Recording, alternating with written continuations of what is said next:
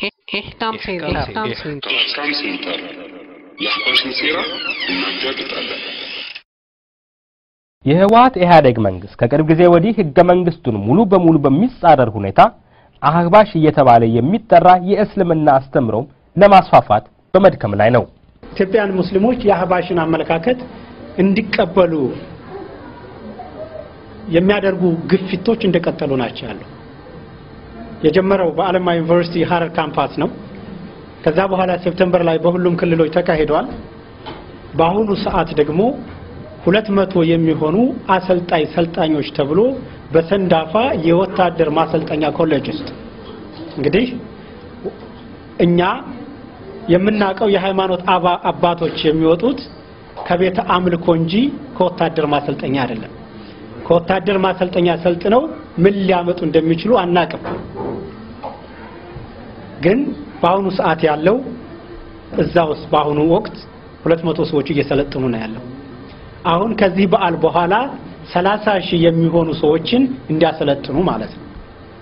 እንደ መንግስት ባለስልጣናት ገለጻ ከሆነ መንግስት የአህባሽን አስተምሮ ሰባኪዎች ከሊባኖስ ድረስ በልዩ ወጪና ሽፋን ያስመጣበት ዓላማ አክራሪነትን ለመዋጋት ነው። ከመሆኑም ጋር መንግስት በሃይማኖት ላይ ሃይማኖቱን በመንግስት ላይ ጣልቃ እንደማይገባ መናዘዝ የዘወትር ውዳሴ አድርገውታል። የእምነት ነጻነት በአገራችን የተከበረ ነው። የሃይማኖት እኩልነት በአገራችን የተከበረ ነው።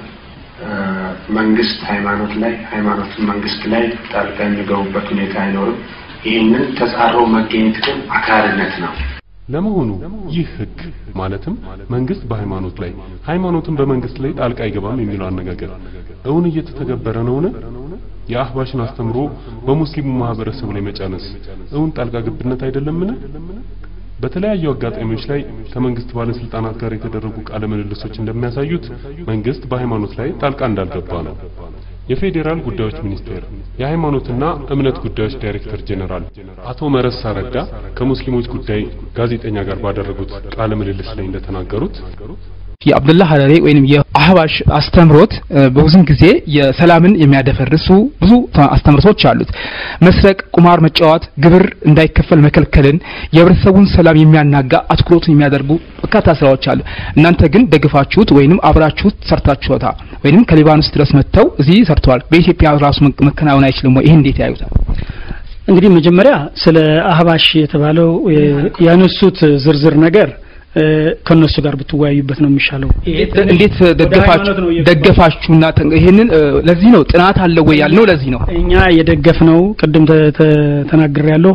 በጊዮን ሆቴል በተሰጠው ትምህርታዊ ገለጻ ላይ የተመሰረተ ነው። ይሄውም የእስልምና ሃይማኖት ሰላማዊ መንገድን ብቻ የሚከተል በሰላማዊ መንገድ ተልእኮውን ማሳካት የሚፈልግ እንጂ ከዛ ውጭ አይደለም የሚል አሁን የጠቀሷቸው ነገሮች ሲጠቅሱ አልሰማሁም። አህባሽን ደግፎ መንቀሳቀሱ በራሱ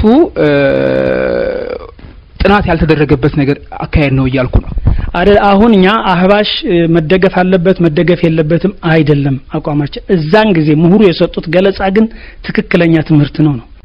የፌዴራል ጉዳዮች ሚኒስትር ዴታ አቶ ሙሉጌታ ውለታው ሮብ ቀን ፌብሩዋሪ 22 2012 በተደረገው ቃለ ምልልስ ላይ እንደገለጹት ስልጣናዎቹ በሚካሄዱባቸው የመጀመሪያዎቹ 2 ቀኖች ላይ የፌዴራል ጉዳዮች ሚኒስቴር እና የክልሎቹ አመራሮች ተገኝተን በዚህ በመንግስት አጀንዳ ላይ ስልጣና ሰጥተናል።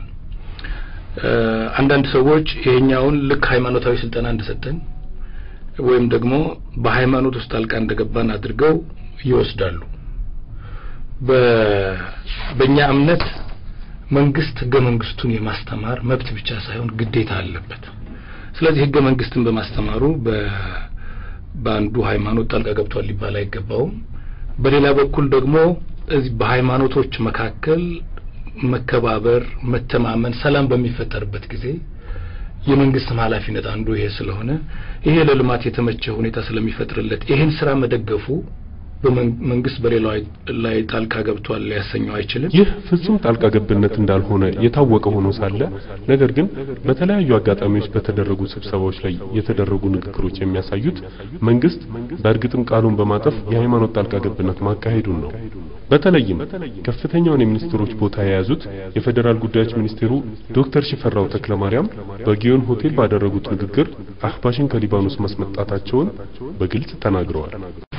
ሼህ አብዱላሂ የሚባሉ የኛ ኢትዮጵያዊ በዓለም አቀፍ ደረጃ ማለት ይቻላል የእስልምና አስተምሮ ምን መሆን እንዳለበት በተለይም በየጊዜው ወቅቱ እየተቀያየረ በሄደ ቁጥር ዋናውን የትምህርት ማስተምሮ በተለያዩ ትርጉሞችና ፍቺዎች በመቀያየር የዓለም ሕዝብ ለሰላም አብሮ እንዳይሰለፍና እንዳይቆም የሚያደርጉ ትምህርቶችን በእውቀት እና በክህሎት ለመመከት የሚቻልበትን ሁኔታ ተግባራዊ በማድረግ ይህንንም የሀገራችን ልጅ ኢትዮጵያዊ መሆናቸው አንድ ነገር ሆኖ ግን ለራሳችን ካደረጉት ይበልጥ ለሌላው የዓለም ክፍል ያደረጉት ድርሻ በጣም ከፍተኛ ስለነበረ ይህንኑ አስተምሮ በአገራችንም ጭምር በምን አይነት መንገድ እናራምድ እንችላለን በሚል የተለያዩ ውይይቶች ሲደረጉ ቆይተዋል። ይህንኑ አስተምሮ በአገራችንም ጭምር በምን አይነት መንገድ እናራምድ እንችላለን በሚል የተለያዩ ውይይቶች ሲደረጉ ቆይተዋል። ወደ 14-15 የሚሆኑ አሉ የሚባሉ ትላልቅ ምሁራንን ከሊባኖስ በማምጣት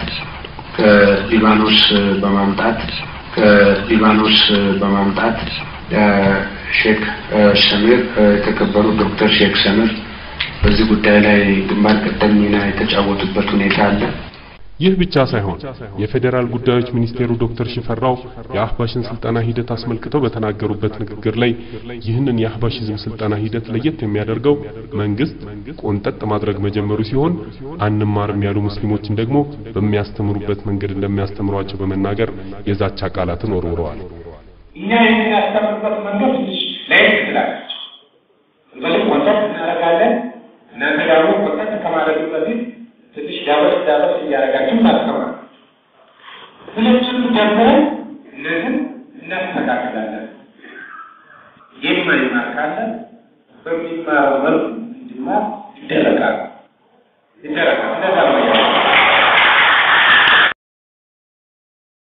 ይህ ሂደት የትኛው ሙስሊም አህባሽ መሆን እንዳለበት የሚያስገድድ በመሆኑ ሙስሊሙ ህብረተሰብ ሳይፈልግ አህባሽ ሊደረግ መሆኑን ልብ ልንል ይገባል። የፌደራል ጉዳዮች ሚኒስቴሩ ዶክተር ሽፈራው በዚህም ሳያበቁ የትኛውም እስላማዊ እንቅስቃሴ ማለትም የዳዋ፣ የመርከዞች፣ የቁርአን ቤቶች ወዘተ እንቅስቃሴዎች በመጅሊስ ፈቃድ ይሁን የሚለውን ሐሳብ ሲያጸድቁ ተደምጠዋል። አንዳንዶቻችሁ ባቀረባችሁት ላይ እነዚህ የዳዋው የመርከዙ ሌላው የሚሰሩ በሙሉ በመጅሊሱ ፈቃድና ፈቃድ ብቻ ነው ማድረግ ያለባችሁ ብላችሁ ትክክል ነው ብዬ ነው የሚወስደው። ትክክል ነው ብዬ ነው የሚወስደው። ለክርስቲያኑ እንደዛ መሆን አለበት፣ ለሙስሊሙ እንደዛ መሆን አለበት። በማጽደቅ ብቻ ሳይገደቡ የትኛውም የዳዋ የመርከዝ ዓሊሞች በመስጂድ የሚያስተምሩትን ትምህርት ጨምሮ ሙሉ ስልጣኑ የመጅሊስ መሆን እንዳለበት የፌደራል ጉዳዮች ሚኒስቴሩ አረጋግጦላቸዋል። በሚያውቁ ከፈቃድ ውጪ የሚደረግ ትምህርት ዳዋ ስብከት ከፈቃድ ውጪ የሚሰሩ መድረሳዎች ከፈቃድ ውጪ የሚሰሩ መስጊዶች ከፈቃድ ውጪ የሚሰሩ ቁጥሮች በሙሉ መቆም አለባቸው ነው። ይህንን የመፈቃታ ሙሉ ስልጣኑ ማንም የማይሻማው ሙሉ ስልጣኑ የኢትዮጵያ እስልምና ጉዳዮች ከፍተኛ ቤትና በሱ ያሉ መዋቅሮች አህባሽን በሙስሊሙ ህብረተሰብ ላይ መጫኑና ሙስሊሙ ህብረተሰብ በመንግስት ቁንጥጫ የአህባሽን አስተምሮ እንደሚካፈል በመንግስት መነገሩ የሃይማኖት ጣልቃ ገብነት አለመባሉ ሳያንስ ከአህባሽ ተንኮልና ሴራ በእውቀታቸው ሊያስተምሩን የሚችሉትን ዓሊሞችና ዳዕያን ከዳዕዋ ማገድም በሃይማኖት ጣልቃ ገብነት አለመባሉን አስተውሉ። ከመሆኑም ጋር እስቲ አክራሪዎች እነማን ናቸው?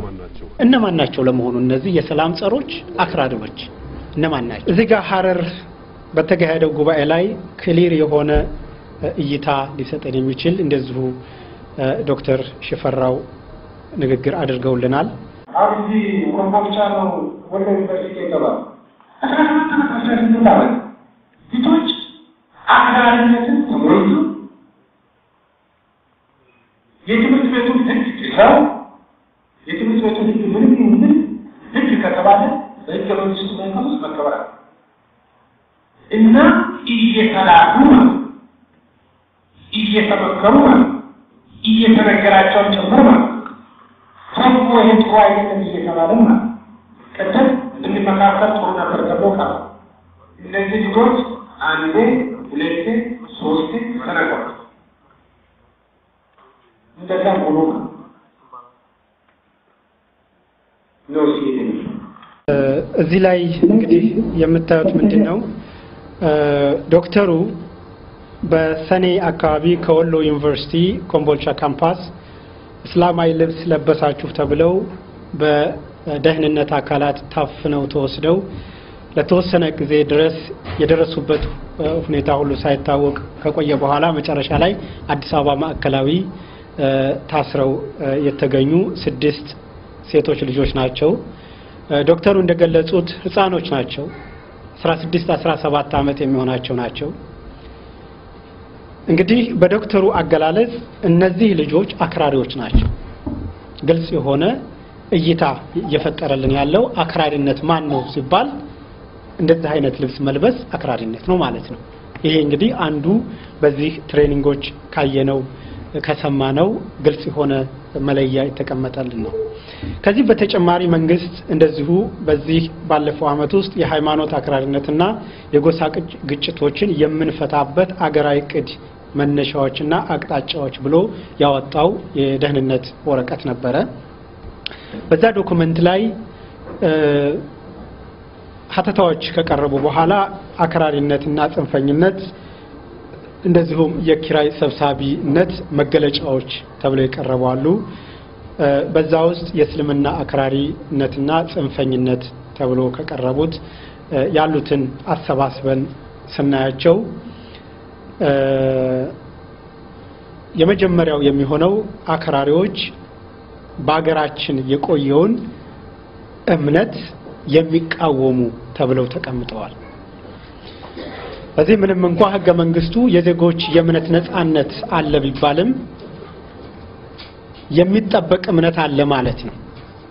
በመንግስት ጥበቃ ስር ያለ ሌላ እምነት አለ። ይሄ እንግዲህ ምን ያክል የመንግስትና የሃይማኖት መለያየት ወይም ደግሞ የእምነት ነፃነት መኖሩን ያው ጥያቄ ውስጥ የሚያስገባው ነው። ሌላው ከዛው ዶክመንት የምናገኘው ምንድነው ለመንግስት ሰሚዮም የመንግስት ተከታይ ለኢትዮጵያ መንግስት ታማኝ የሆኑትንና ከሙስሊም ካልሆነ የህብረተሰብ ክፍል ጋር የሚኖሩትን ከሃዲ ናቸው ብለው የሚፈርጁ ናቸው ተብሏል። አክራሪዎች እዚህ ጋር አንድ ጊዜ መመልሳችሁ ቅድም የሰማነውን አውዲዮ ከግምት እናስገባውና እንግዲህ መንግስት ይሄንን ሌሎችን አማኝ አይደለህም ብሎ የሚፈርጅን አካል ለመዋጋት ያመጣልን ምንድነው ራሱ ሙስሊሙን ከሃዲ ነህ ብሎ የሚፈርጅ ነው።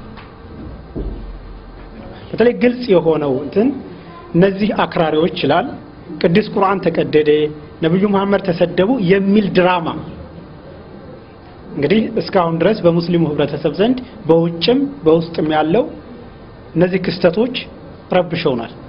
በዋሳ የቁርአን ለሽንት ቤት ጥቅም ውሏል። ከዛም በኋላ ሆነ ጅማ የተከሰተው ብጥብጥም ያኑ ተከትሎ ነው። በከሚሴ ረብሻው ተካሂዷል።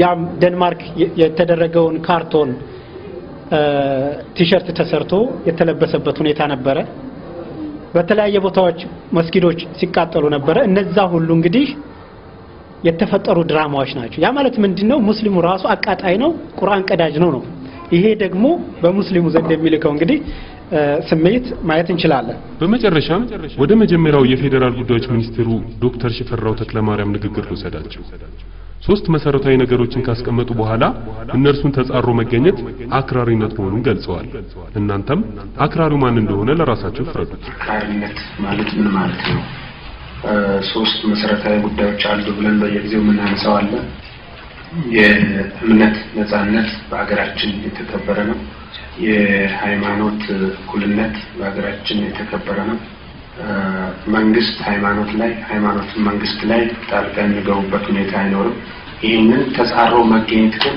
አክራሪነት ነው